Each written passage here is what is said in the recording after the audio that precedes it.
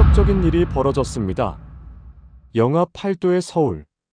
영국에서 온 에너지 분석가 클라라 해밀턴은 한옥 게스트하우스 방 안을 둘러보다 얼어붙었습니다. 히터가 없었어요. 에어컨도 라디에이터도 그 어떤 난방 장치도 보이지 않았습니다. 그녀는 비웃었죠. 이런 구조로 난방이 될 리 없다고. 전통 건축은 감성일 뿐 과학이 아니라고. 하지만 새벽 2시 그녀는 충격에 휩싸였습니다. 바닥에서 올라오는 신비로운 온기.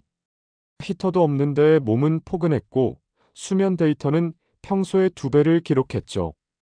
이성적인 분석가의 머리가 아닌 몸이 먼저 항복했습니다. 그리고 그녀는 결심했어요. 이 따뜻함의 비밀을 파헤치고 세계에 증명하겠다고. 천년을 이어온 한국의 온돌. 그것은 단순한 난방이 아니었습니다. 사람을 위한 온도였고 삶을 바꾸는 철학이었죠. 한 사람의 감동이 거리를 바꾸고 정책을 움직이고 마침내 BBC 헤드라인을 장식했습니다. 한국의 불, 영국을 데우다. 차가운 데이터만 믿던 분석가가 따뜻한 바닥 위에서 눈물을 흘리기까지. 한국의 온기가 세계를 덮어가는 이야기, 지금 시작합니다. 여러분이라면 어떻게 하시겠어요? 만약 한국의 온도를 전 세계에 더 널리 알려야 한다고 생각하신다면 한국 최고를 전통은 지키되 무리하게 수출할 필요는 없다고 생각하신다면 균형 발전을 댓글로 달아주세요. 여러분의 생각이 궁금합니다. 저는 영하 8도의 서울 거리를 걸으며 코트깃을 세웠습니다. 런던보다 훨씬 매서운 추위였죠. 에너지 분석가로 10년을 일했지만 이렇게 건조하고 날카로운 한기는 처음이었어요. 북촌 한옥 게스트하우스 앞에 섰을 때 저는 의아했습니다. 기와지붕의 나무 문짝. 이런 구조로 난방이 될까? 회의적인 시선으로 문을 열었죠. 방 안은 생각보다 아담했어요. 저는 습관적으로 벽을 살폈습니다. 라디에이터가 없었어요. 에어컨도 보이지 않았죠.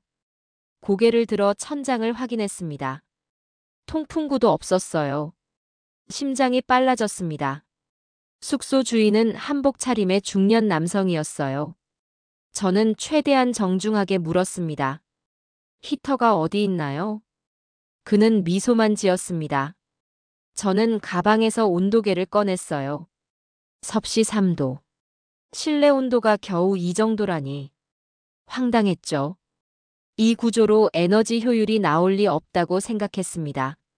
전통 건축은 감성일 뿐 과학이 아니라고 단정 지었어요. 잠을 청하기 위해 이불 속으로 파고들었습니다. 두툼한 요 위에 몸을 누였죠. 바닥이 단단했어요.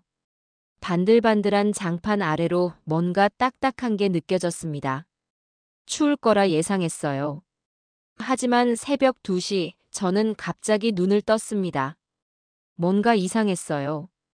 공기는 차갑지 않았습니다. 아니, 온도계는 여전히 낮았는데 몸은 포근했죠. 손을 뻗어 바닥을 짚었어요.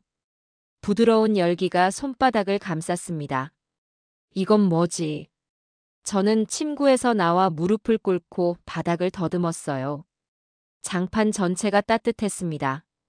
균일하게, 조용하게, 마치 살아 숨쉬듯. 라디에이터의 뜨거운 공기도 전기장판의 건조한 열도 아니었죠. 이건 설명이 안 돼. 저는 혼잣말을 중얼거렸습니다.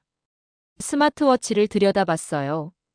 수면 데이터가 화면에 떴습니다. 깊은 수면 78%. 평소 제 기록은 30%대였죠. 2배 이상이었어요. 손이 떨렸습니다. 히터도 없는데 왜 따뜻하죠? 저는 침대에 다시 누웠습니다. 바닥에서 올라오는 온기가 등을 감쌌어요. 공기는 여전히 차가웠지만 몸은 녹아내렸습니다. 이성이 흔들리기 시작했죠. 데이터로 설명할 수 없으면 존재하지 않는다고 믿었어요. 하지만 지금 제 몸은 다른 답을 말하고 있었습니다. 창밖으로 눈발이 흩날렸어요. 서울의 밤은 점점 깊어졌죠. 저는 눈을 감았습니다. 바닥의 온기 속에서 처음으로 질문을 품었어요. 이 따뜻함은 어디서 오는 걸까? 아침 햇살이 창문으로 들어왔습니다. 저는 바닥에 손을 댔어요. 여전히 미지근했죠. 밤새 식지 않은 온기. 이건 물리학적으로 말이 안 됐어요. 숙소 주인을 찾아갔습니다. 마당에서 박도연이 장작을 정리하고 있었어요. 저는 다짜고짜 물었죠. 도대체 이 난방은 어떤 전력을 사용하나요? 도현은 손을 털며 천천히 고개를 들었습니다. 주름진 눈가에 웃음이 번졌어요. 불은 전기를 쓰지 않아요. 사람을 덮입니다. 저는 인상을 찌푸렸습니다. 감성으로 에너지를 정의하지 마세요. 데이터로 설명할 수 없으면 존재하지 않는 겁니다. 도현은 아무 말도 하지 않았어요. 그저 아궁이 쪽으로 고개를 끄덕였죠. 저는 가방에서 열화상 카메라를 꺼냈습니다. 방 안으로 들어가 바닥을 스캔했어요. 화면에 파란색과 빨간색 온도 분포가 떴습니다. 숨이 멎었어요. 완벽한 균일 온도 분포였습니다. 바닥 전체가 섭씨 28도에서 30도 사이. 오차범위 2도 이내. 공기는 섭씨 18도였는데 바닥은 10도나 더 따뜻했죠. 복사열의 전형적인 그래프였어요. 이건 불가능해. 저는 중얼거렸습니다. 도현이 뒤에서 조용히 말했어요. 불길이 바닥 아래를 지나가면서 돌을 데웁니다. 그 돌이 밤새 열을 품죠. 저는 고개를 돌렸어요. 돌이요? 네. 구들장이라고 합니다. 그는 마당 한쪽을 가리켰어요. 납작한 돌들이 쌓여 있었죠. 저는 다가가 손으로 만졌습니다. 차갑고 거친 표면. 이 돌이 열을 품는다고. 믿을 수 없었어요. 그날 밤 폭설이 쏟아졌습니다. 전기가 끊겼어요. 게스트하우스 전체가 어둠에 잠겼죠. 저는 당황했습니다. 난방이 멈출 거라고 생각했어요. 하지만 방 안은 여전히 따뜻했습니다. 촛불을 켜고 바닥에 앉았어요. 손바닥을 장판에 댔죠. 온기가 끊이지 않았습니다. 전기 없이, 소음 없이 그저 조용히 열을 내뿜고 있었어요. 저는 한순간 말을 잃었습니다. 과학이 뒤처질 수도 있다는 생각이 스쳤어요. 아니, 제가 몰랐던 과학이 있을 수도 있다고. 데이터가 전부가 아닐 수도 있다고. 새벽녘, 눈이 그쳤습니다. 저는 도현을 다시 찾았어요. 그는 아궁이에 불을 지피고 있었죠. 주황빛 불꽃이 어둠을 밀어냈습니다. 저는 물었어요. 왜 이렇게 하시나요? 도현은 불을 바라보며 대답했습니다. 이건 난방이 아니라 사람이 사는 법이에요.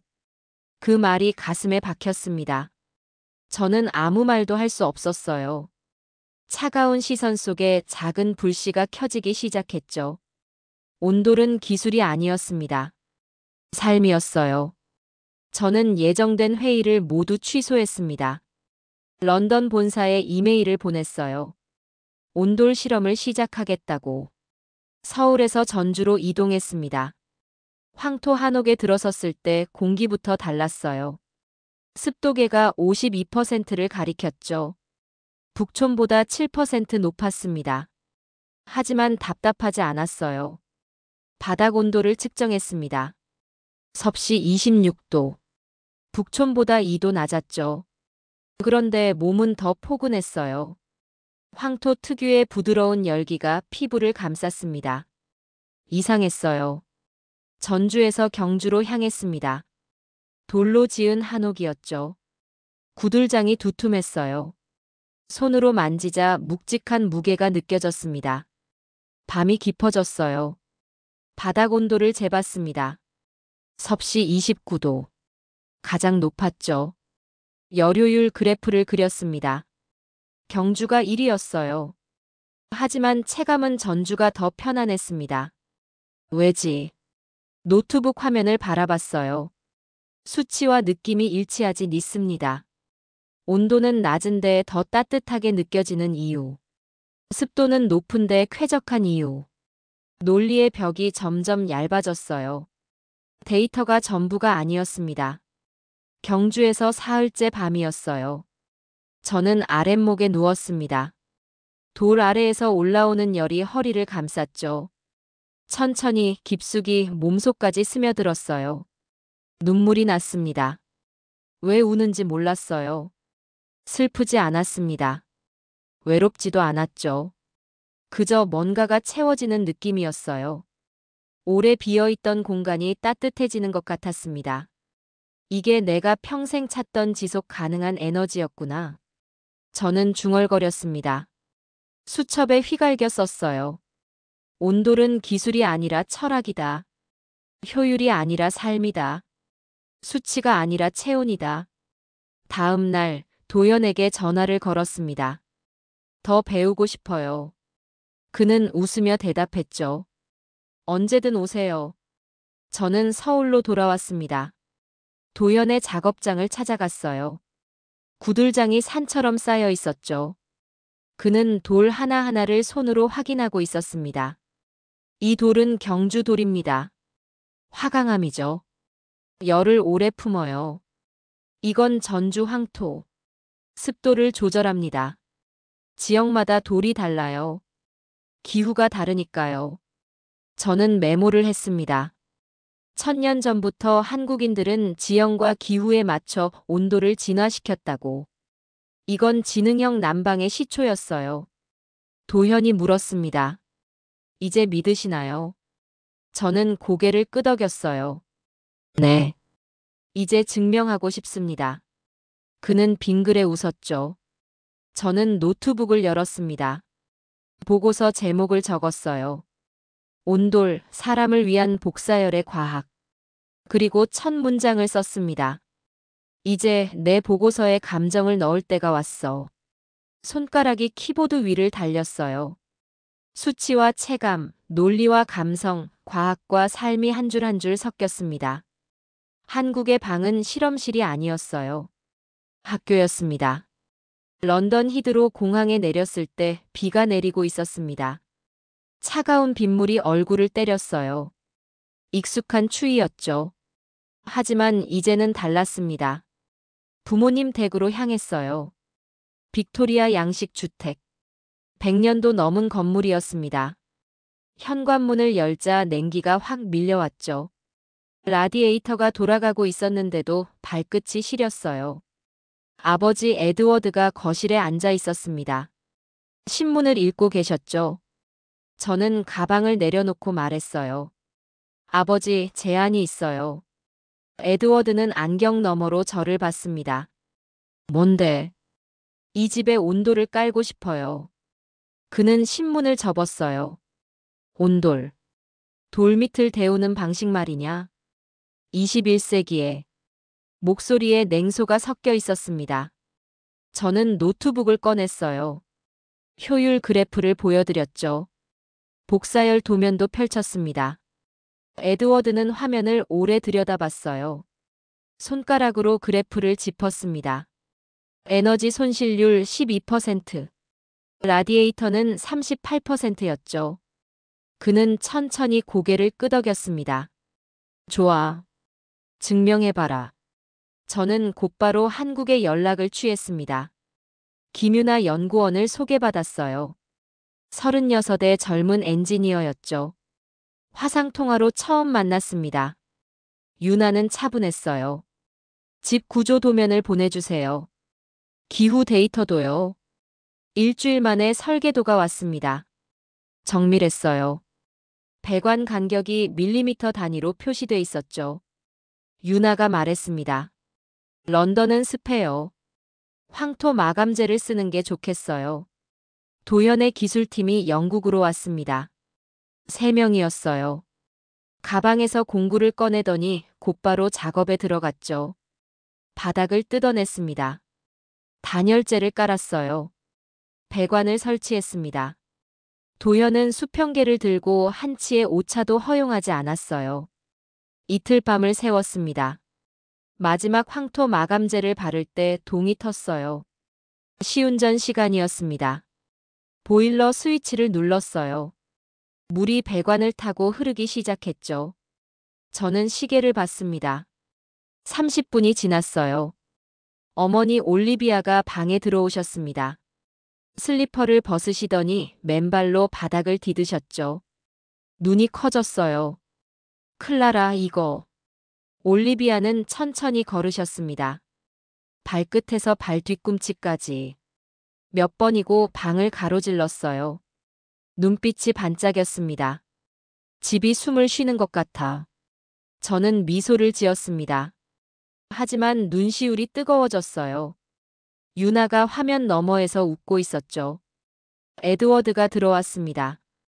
회의적인 표정이었어요. 손으로 벽을 짚었습니다. 바닥에 무릎을 꿇더니 손바닥을 댔죠. 오래 그렇게 있었습니다. 그리고 천천히 고개를 들었어요. 이건 공학이 아니라 예술이군. 그 말을 듣는 순간 저는 알았습니다. 성공했다고. 일주일 후 어머니의 친구 마거릿이 찾아왔습니다. 66의 은퇴 은행가였죠. 날카로운 시선으로 유명한 분이었어요. 현관문을 열고 들어서더니 멈췄습니다. 코트를 벗으며 고개를 가웃했어요. 공기가 달라. 마거릿은 거실로 들어왔습니다. 천천히 주변을 둘러봤죠. 라디에이터를 찾는 눈빛이었어요. 하지만 벽은 비어 있었습니다. 슬리퍼를 신으려다 멈췄습니다. 맨발로 바닥을 밟았어요. 눈썹이 올라갔죠. 올리비아, 이게 뭐예요? 어머니가 웃으며 대답했습니다. 온돌이에요. 한국 난방 방식이죠. 마거릿은 무릎을 굽혔습니다. 손끝으로 바닥을 짚었어요. 오래 그대로 있었죠. 손바닥 전체를 댔습니다. 이건 삶의 품격이야. 그 말이 가슴에 박혔어요. 소문이 퍼졌습니다. 이웃들이 하나둘 찾아왔어요. 호기심 가득한 얼굴들이었죠. 비용이 얼마예요? 고장나면 어떻게 하죠? 유지비는 많이 들지 않나요? 질문이 쏟아졌습니다. 저는 데이터를 보여줬어요. 시공비, 유지비, 에너지 절감률. 하지만 숫자보다 강력한 건 체험이었습니다. 올리비아가 말했어요. 직접 느껴보세요. 이웃들이 신발을 벗었습니다. 바닥을 밟았죠. 표정이 변했어요. 의심이 호기심으로, 호기심이 놀라움으로 바뀌었습니다.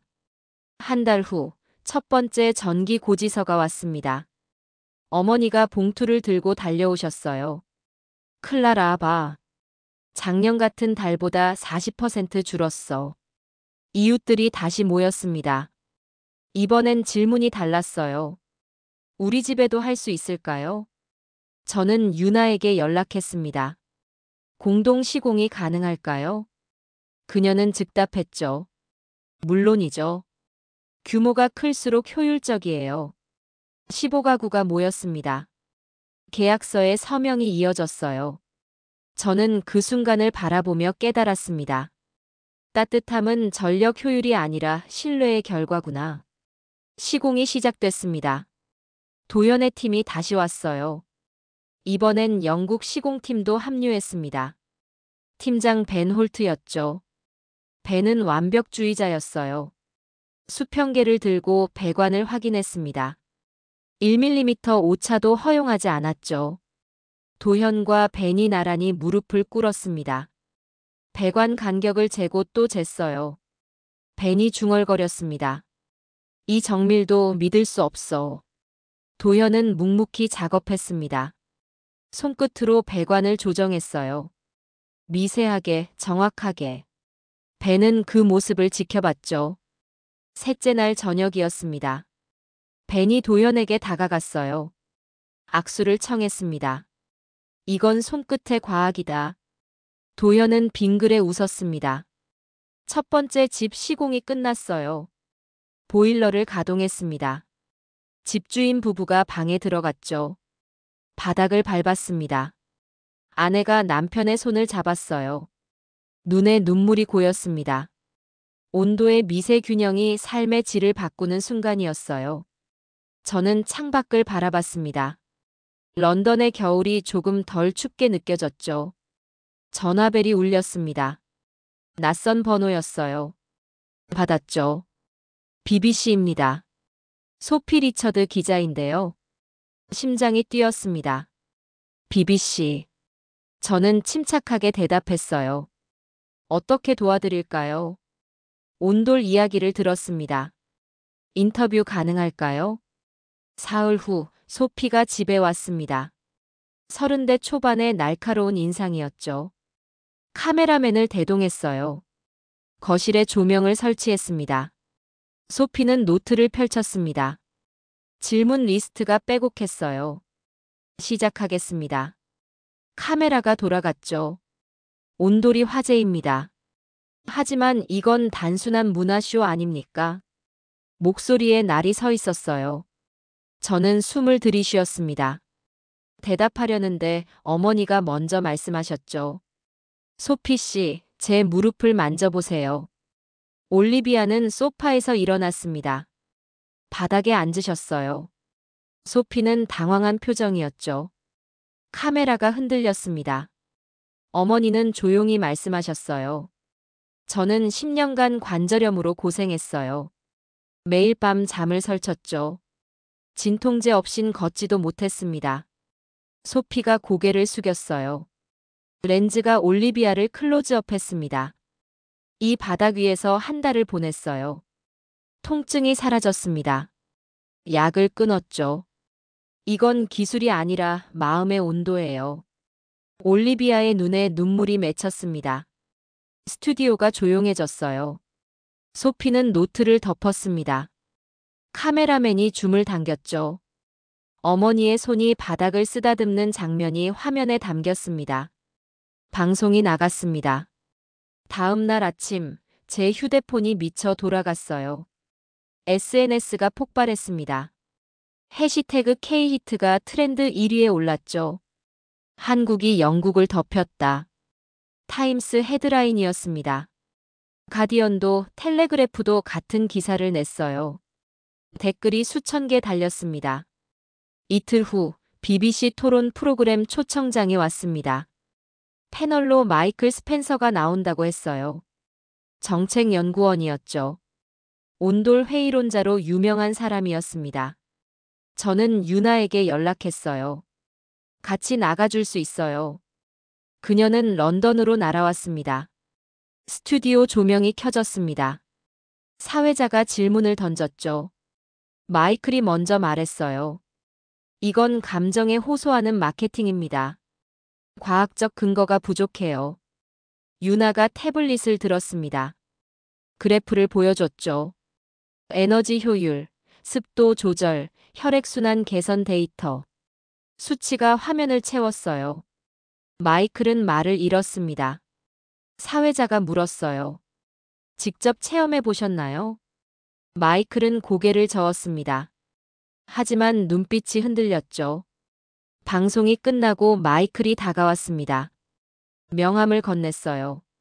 시공 견적 좀 받을 수 있을까요? 저는 웃음이 났습니다. 유나도 미소 지었죠. 다음 날 마이클이 BBC 공식 트위터에 글을 올렸습니다. 나는 공격하러 왔다가 고객으로 돌아갔다. 리트윗이 2만을 넘었어요. 전통이 과학을 이긴 순간이었습니다. 저는 창밖을 바라봤어요.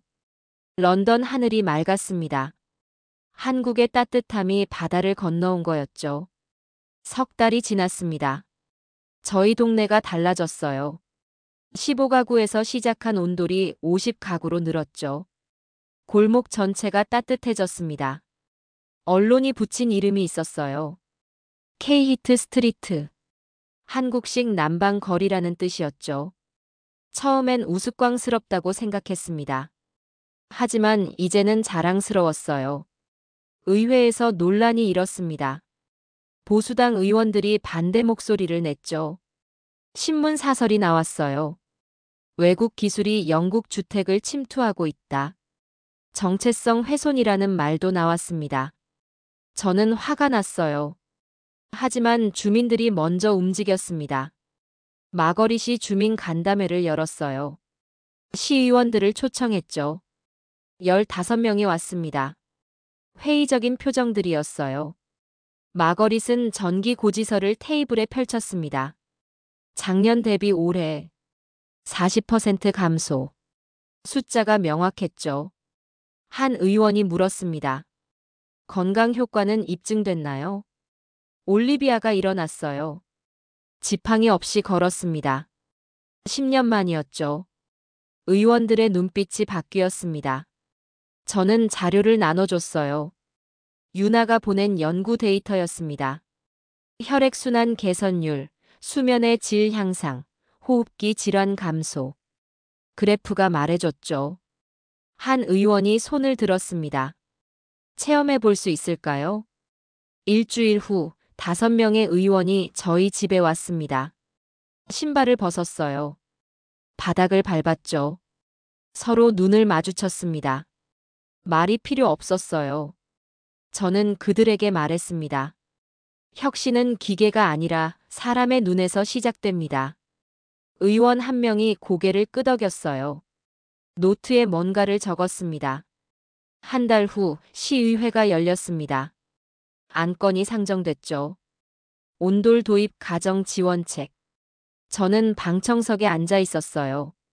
손에 땀이 났습니다. 표결이 시작됐어요. 찬성 26, 반대 8. 통과됐습니다. 의장이 발표했습니다. 한국식 복사난방 도입 가정에 보조금을 지급합니다. 친환경 주택 인증도 부여하죠. 박수가 터졌어요. 저는 울컥했습니다. 유나가 화상으로 지켜보고 있었죠. 그녀도 눈을 닦았어요. 집으로 돌아왔습니다. 도연에게 전화를 걸었어요.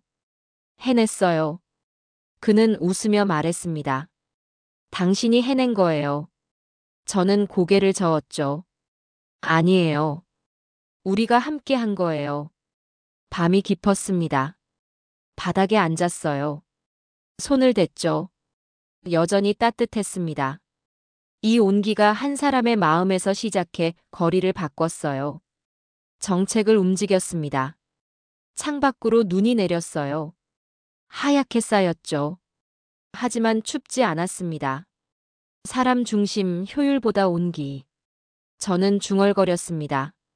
한국의 철학이 영국의 기준이 되는 순간이었어요. 세계가 이제 한국의 온기를 공부하기 시작했습니다. 저는 미소 지었어요. 바닥의 열기가 가슴까지 올라왔습니다. 따뜻했습니다. 진짜 따뜻했죠. 어머니가 말씀하셨습니다. 나도 한국에 가보고 싶어. 아버지도 고개를 끄덕였어요. 직접 보고 싶구나. 마거릿과 그녀의 남편도 합류했습니다. 4명이 함께 떠났죠. 인천공항에 내렸을 때 도현이 마중 나왔어요. 첫 번째 목적지는 북촌이었습니다. 제가 처음 묵었던 그 게스트하우스였죠. 어머니가 방에 들어서더니 멈췄어요.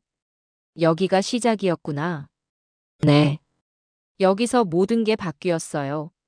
올리비아는 천천히 방을 둘러봤습니다. 장판을 쓰다듬었어요. 창밖의 기와 지붕을 바라봤죠. 눈에 눈물이 고였습니다. 밤이 됐어요. 모두 각자 방에서 쉬었습니다. 새벽에 어머니가 제 방으로 오셨어요. 손을 잡으셨죠. 이제야 알겠어. 왜 내가 그토록 감동했는지. 저는 아무 말도 하지 못했습니다. 어머니가 계속 말씀하셨어요.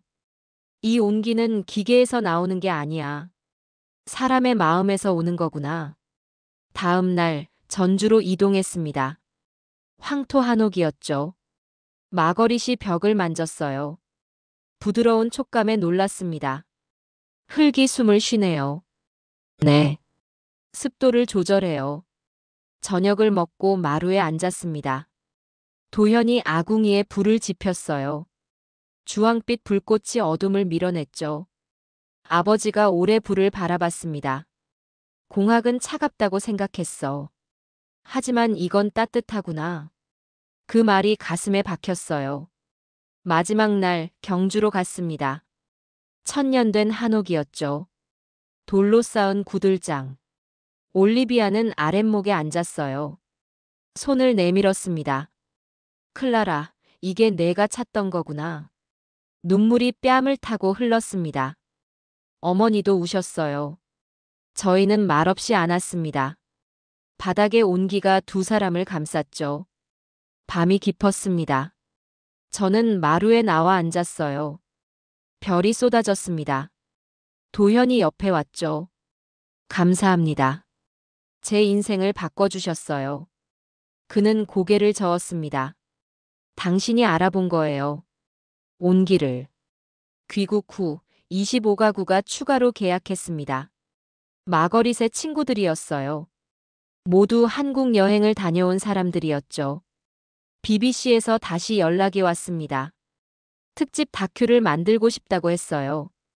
제목도 정했다고 했습니다.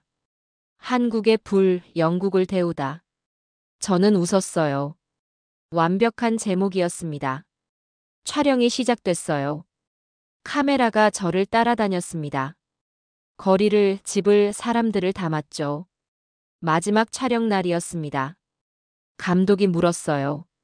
한 문장으로 정리한다면. 저는 바닥에 손을 댔습니다. 따뜻했어요. 천천히 입을 열었죠.